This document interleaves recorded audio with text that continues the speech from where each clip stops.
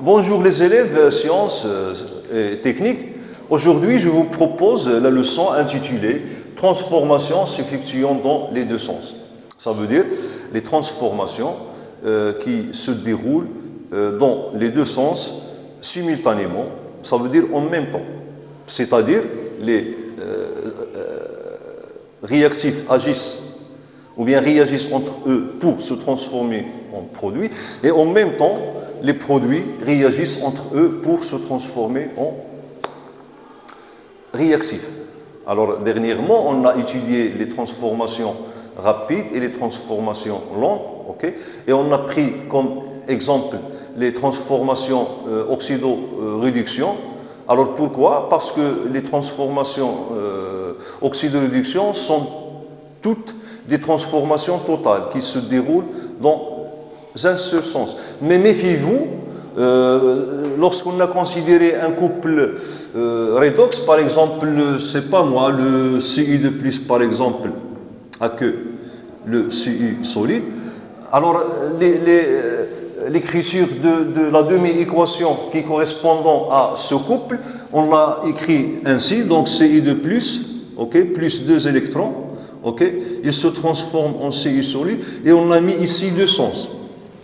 Ça ne veut pas dire que cette transformation se déroule dans les deux sens d'une façon simultanée. Ça veut dire en même temps. Ça veut dire qu'on assiste à, d'un côté, la réduction des Ci2+, et de l'autre côté, l'oxydation de Ci2+. Mais j'avais dit que cette transformation se déroule dans un seul sens, selon les conditions expérimentales. Par exemple, si on fait agir Ci2+, avec par exemple l'aluminium, okay, ou bien soi-disant le zinc, okay, alors dans ce cas, on a le sens de la réduction de Ci2+, qui aura lieu, et on obtient Ci solide plus Zn de plus AQ. Mais si on fait réagir le cuivre Ci, donc qui est solide, par exemple avec les ions Hg+, okay, ou bien avec les ions nitrate en présence d'un milieu acide, alors dans ce cas, on aura le sens de l'oxydation des ions de cuivre. Donc on aura Ci2+, plus, alors Hg+. Et là, je dois équilibrer les charges, donc je dois multiplier ici par 2 et ici par 2. Ok, solide, aqueux, aqueux. Ok. Donc, alors là, on met un seul sens parce que les ions Ci2+ ne peuvent pas, ou bien sont incapables de réagir avec Hg+, ça veut dire de réduire Hg+, pardon, ici, excusez-moi, c'est Hg. Ça veut dire que Ci2+ ne peuvent pas oxyder l'argent. Donc cette réaction se déroule dans un seul sens.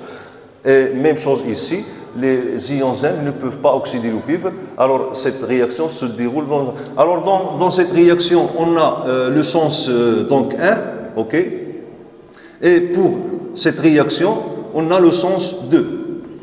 Mais on ne pourra jamais assister à l'oxydation et la réduction en même temps de n'importe quelle espèce chimique qui peut être oxydant, ou bien l'autre espèce chimique qui peut être réducteur.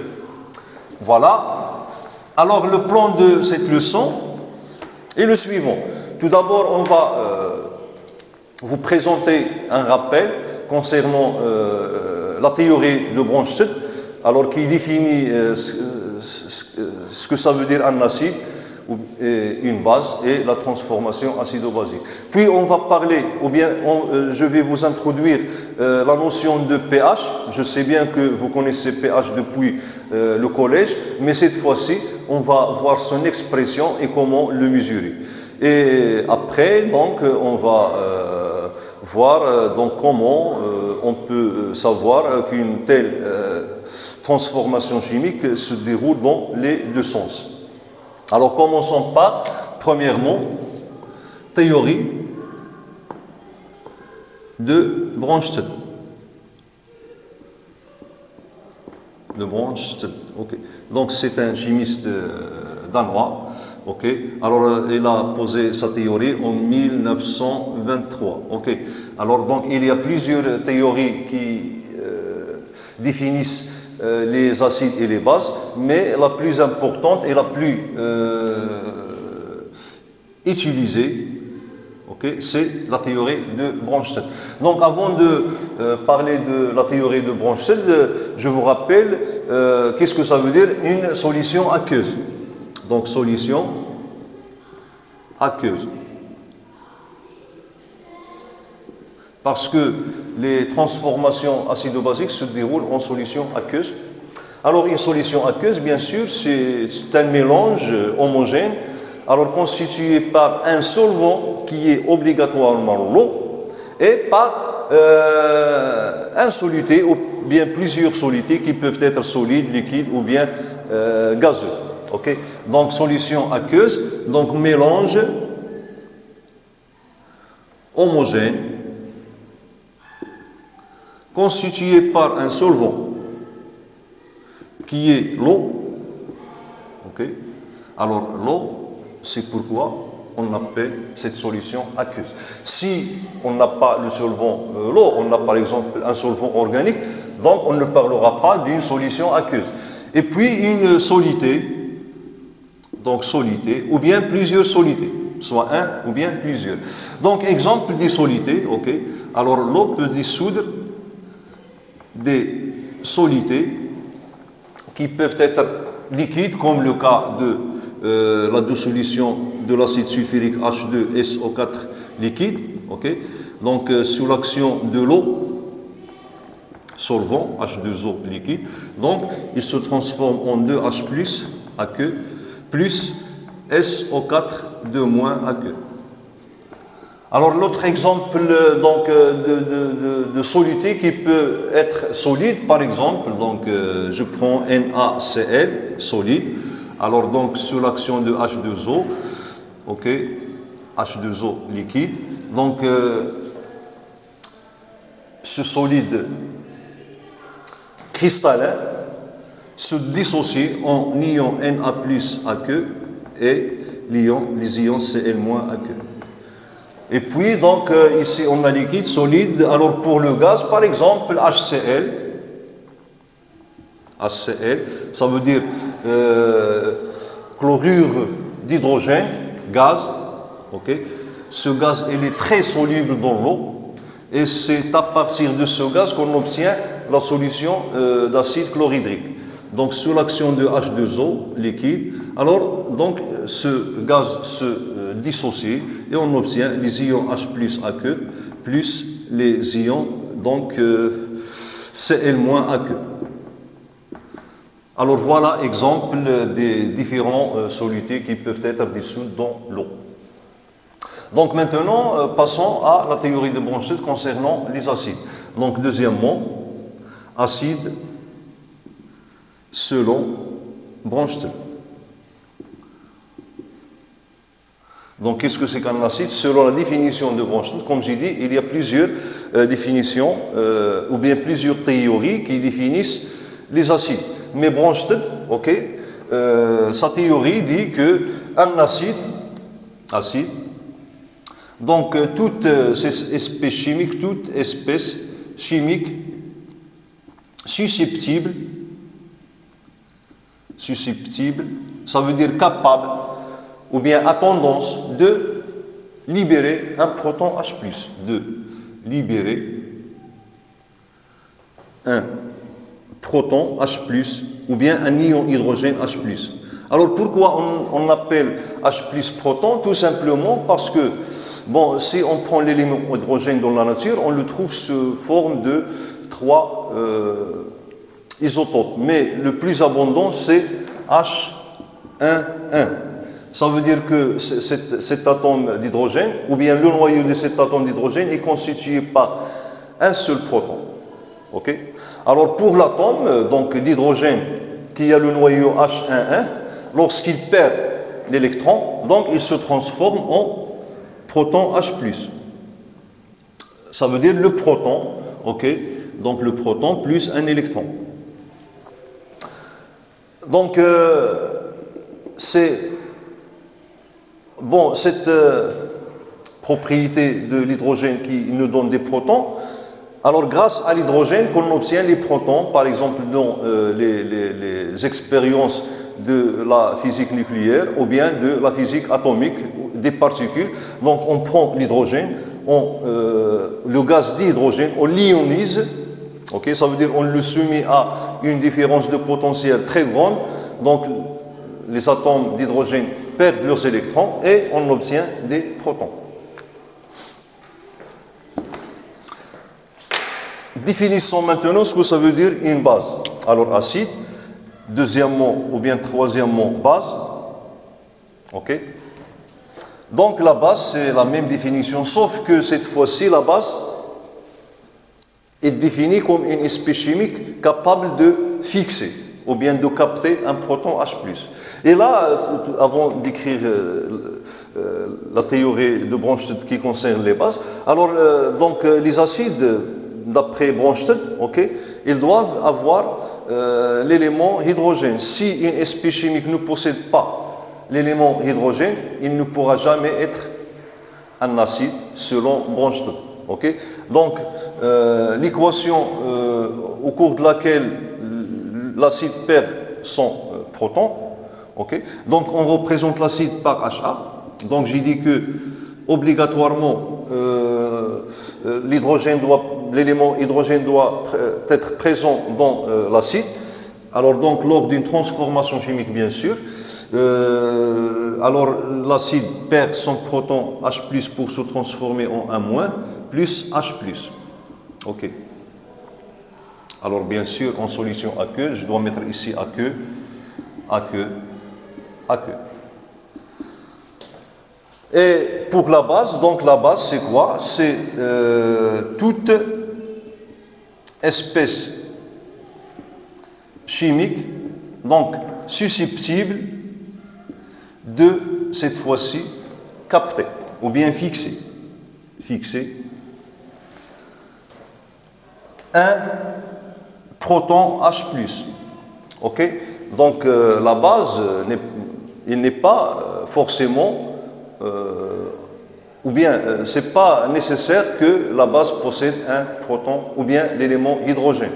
Donc je vais ici écrire la transformation au cours de laquelle la base capte un proton H+, donc on a B, la base, donc là on représente B, il capte un proton H+, et se transforme en HB+, ok.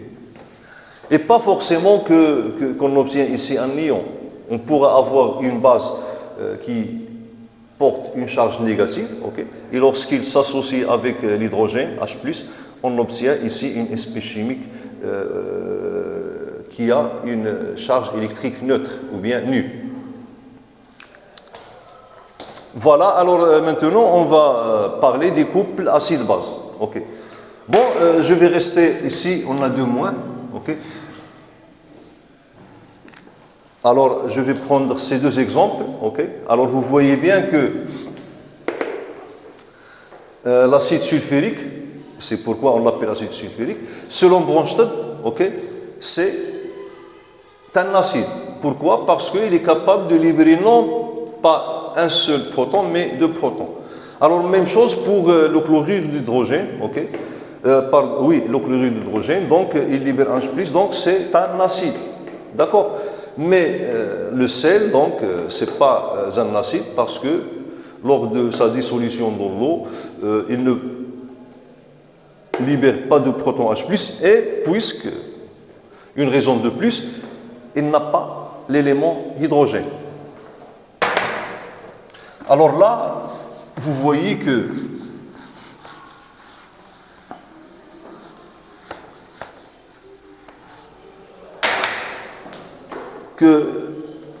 H2SO4, lorsqu'il libère les deux protons H+, il se transforme en SO4 2-.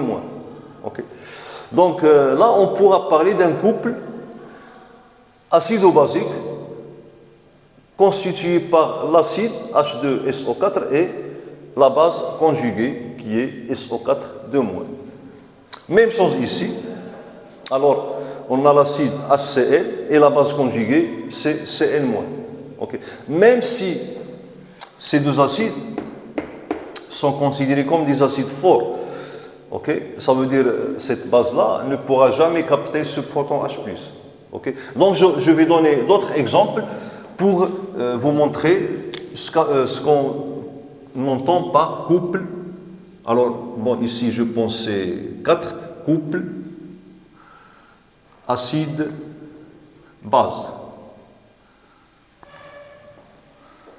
Alors, considérons l'exemple que je vous avais donné. Alors, on a d'un côté l'acide HA. Alors, il se transforme en A- plus H+. OK? Donc, A-, c'est quoi? C'est la base conjuguée de cet acide. OK? Dans d'autres conditions, on pourra avoir cette base A- qui pourra, okay, capter le proton H+ et se transformer en HA. Alors là, je dois mettre deux sens. Je n'ai pas mis deux sens précédemment, alors pour ne pas brûler les étapes. Donc, HA, A- est un couple acide-base. Acide-base. Bon, A- est la base conjuguée, c'est pour les termes, et la base conjuguée de l'acide HA. Alors là, bon, dans des conditions, on pourra avoir HA qui se transforme en A- et H+. Dans d'autres conditions, on pourra avoir A- qui peut capter H+ et se transformer en HA. Mais là, dans ces deux cas que vous voyez, même si SO4 est un acide, est une base conjuguée de H2SO4, mais puisque cet acide, c'est un acide très fort, okay, alors on ne pourra jamais avoir le sens inverse. Ça veut dire jamais cette base ne pourra se transformer en acide sulfurique en gagnant de protons H+. Même chose pour les chlores. Alors le chlore, les ions chlore ou bien les ions chlorure ne peuvent jamais capter le proton H+ pour se transformer en HCl. Donc du coup, ces deux bases sont des bases très très faibles. Okay? Des bases très très faibles. Donc on ne pourra pas ici mettre les deux sens. Okay? Là et là. Mais ici, je parle d'une façon générale.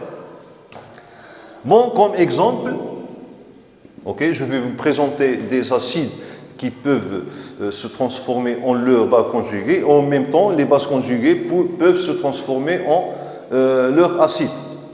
Par exemple, l'acide éthanoïque. Alors, l'acide éthanoïque, c'est CH3COOH.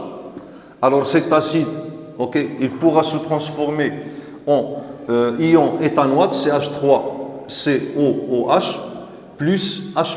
Ok, ici, pardon, ici, ion éthanoate. Ion éthanoate. Éthanoate.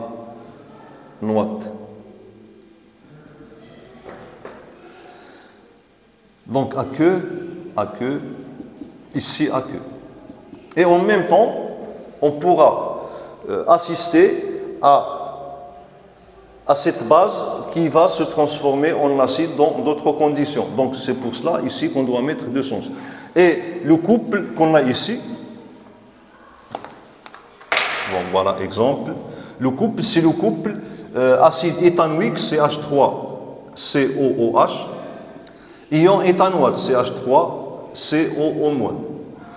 Donc voilà le premier exemple. Mon deuxième exemple, prenons le cas des ions hydronium H3O plus aqueux. Alors ces ions, ils jouent le rôle d'un acide, ils se transforment en libérant le proton H+, ils nous donnent H2O liquide plus H+, aqueux. Okay. Donc le couple c'est H3O plus aqueux H+, pardon, H2O. Alors l'eau est la base conjuguée de cet acide. Bon, on pourra prendre beaucoup d'exemples, ok. Alors par exemple, si je prends par exemple l'ion ammonium, NH4+, aqueux, ok. Là, on pourra avoir les deux sens. Et l'ion ammonium, lorsqu'il perd proton H+, il se transforme en NH3 ammoniac, aqueux, plus H+, aqueux.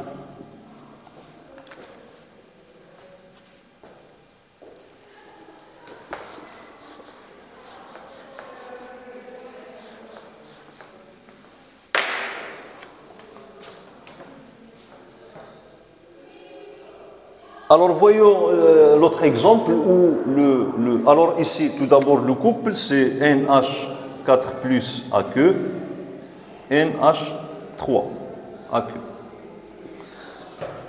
Alors l'eau ici il joue le rôle d'une base. Il peut aussi jouer le rôle d'un acide. Alors H2O liquide, il pourra libérer un proton H+, et se transforme en ion HO- aqueux, ok, plus H+. Alors le couple ici mis en jeu, c'est H2O liquide, HO- aqueux. Alors pour l'eau, il joue d'un côté le rôle de base, de l'autre côté le rôle d'un acide. Donc l'eau est appelée amphoulite. L'eau est amphoulite. Alors toute espèce chimique qui peut être dans des conditions une base et dans d'autres conditions acide est appelée ion ou bien espèce chimique amphoulite. Voilà. Alors donc, cinquièmement, donc toujours selon Bronsted, qu'est-ce qu'on entend par transformation acide-base ou bien acido-basique? Ok, donc transformation acido-basique. Alors donc selon Bronsted, on a vu tout d'abord, je vous rappelle que une transformation d'oxydoréduction, c'est une transformation, ou bien c'est un transfert d'électrons entre un oxydant d'un couple et un réducteur d'un autre couple. Ici, donc le transfert, c'est le transfert de protons. Les protons, donc, sont libérés par, ou bien sont fournis par l'acide d'un couple et sont captés par la base d'un autre couple. Donc, acide transformation anaérobique, donc c'est quoi? C'est un transfert de H+, de proton H+, entre par exemple, un acide d'un couple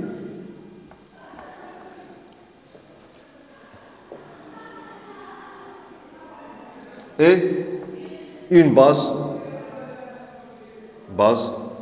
d'un autre couple.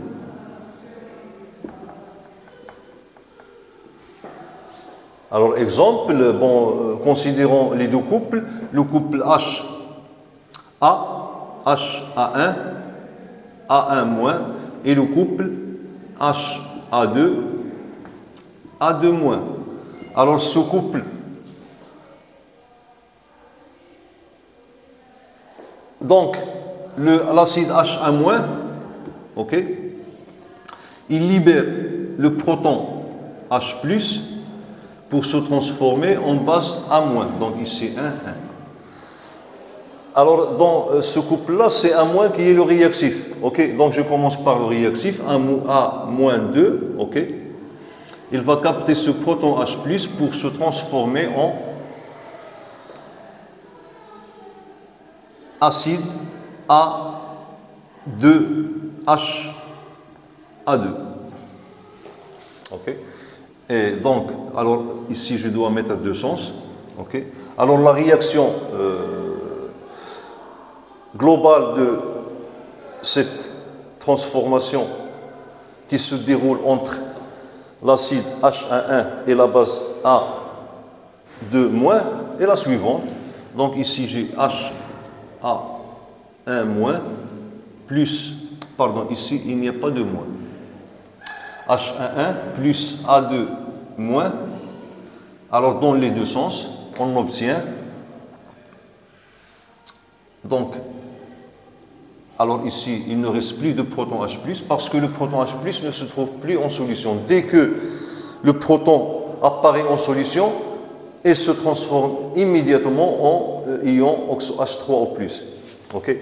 Donc là, on a H1- A+, et en même temps, donc, lorsqu'il apparaît, il est capté immédiatement par cette base, tout simplement.